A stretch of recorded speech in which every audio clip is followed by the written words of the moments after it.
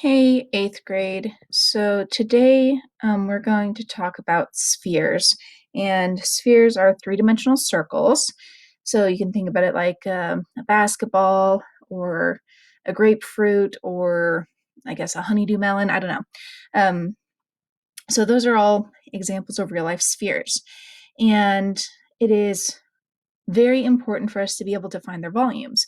So if we're talking about honeydew melons, if you're thinking about how much fruit one melon will provide, then that is a good question for volume. If you're thinking about surface area, let's say basketball, how much leather do I need to make the outside of a basketball? And then if you're thinking about where leather comes from, how many basketballs can I get out of a cow? And so, those are some interesting questions that do have a lot of real life application. And so that's what we're going to be talking about here. If you notice, the surface area formula is 4 times pi r squared. And I usually have this really cool orange activity that maybe we'll do one day whenever we come back, or maybe not, depending on what else we have to do and how much time we have. But what this is showing us is that the surface area on a sphere, so this is called a great circle, that there on the inside. It is, well, pretend that it doesn't suck. Right now it just looks like a weird happy face. But this is called a great circle. So if you cut a cantaloupe directly in half and you trace the largest circle around the middle, that is called the great circle. It's the biggest circle that you can make out of a sphere. And so the skin of the cantaloupe or the skin of the orange or the skin of whatever you're talking about here, the shell, the surface area, if you chop that up really, really, really, really small and you make it lay flat, it will fill up exactly 4 great circles. And that's the experiment that we usually do in class with the oranges. It's really neat, but obviously we didn't do that this year. So, and then the volume formula. The volume formula is weird for a couple reasons. First off, it has a fraction in it, but then again, so do the formulas for the cones and pyramids. So, whatever. That third, not a big deal. What is a big deal is this cubed up here, because volume is in cubic feet or cubic inches or cubic units. And so we take that radius times radius times radius in that circle, and that gives us the cubic dimension. Okay, so let's look here. Let's look at this beach ball. I know that you guys missed my horrible drawings, so I made this just for you.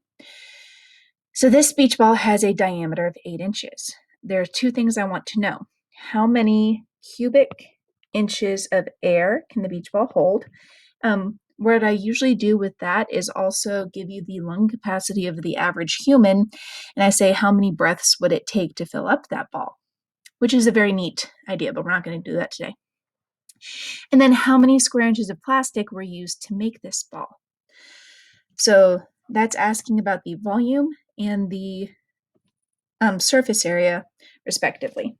Now, this does use pi, so I'm going to show you my phone here in just a second as soon as I find the app. There it is. In your calculator, so this one is mine, it's an Android. The pi button is right here. Some of you have iPhones, and that's okay, but you can still find that somewhere there.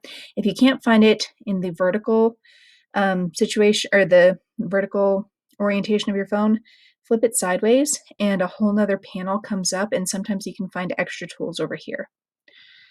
All right, so how many cubic inches of air can the ball hold? Well, the diameter is 8 inches. Do you see a diameter in, hang on.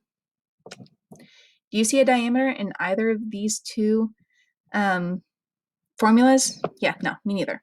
So remember that the diameter is 2 times as big as the radius. So that means that the radius is half of the diameter. So the radius here would actually be 4 inches. So how many cubic inches of air can the beach ball hold? Well, I'm going to kind of hold this to the side here. The volume, which is what we're looking for because it's holding that amount of air, is 4/3 pi radius cubed. And that means 4 times 4 times 4, which is 64. Do you remember at the beginning of the year whenever I told you you had to memorize your cubes? Yeah, that's why. Anyway, so 4/3 times pi times 64. So let me show you how I put this into the calculator. All right, well, first off I go 4 pi times 64 equals, and then I divide that by 3. And then it gives me a decimal approximation. So that is about, let me write it down here, 268.08 cubic inches. So that's how much volume this ball will hold. That's how many cubic inches of air. Okay, so then how many square inches of plastic were used to make the ball? Again, we know that the radius is 4 because we read this, and that's still going to be used up here. So it's going to be 4 pi r, which is 4 squared. And so that's going to be 4 times pi times 16. And again, calculator, handy dandy. 4 pi 4 squared. Let's see just how fancy we can get here. And that is 201.06. And that is square inches. So that's how much plastic it took to make the ball, and this is how much air it takes to fill the ball. And so that's just an example of spheres. Today your assignment is going to be to find the surface area and volume of several spheres that I have for you, and then next week we're going to put all the formulas together. So you guys have a great weekend, and we'll catch up with you next week. Bye-bye.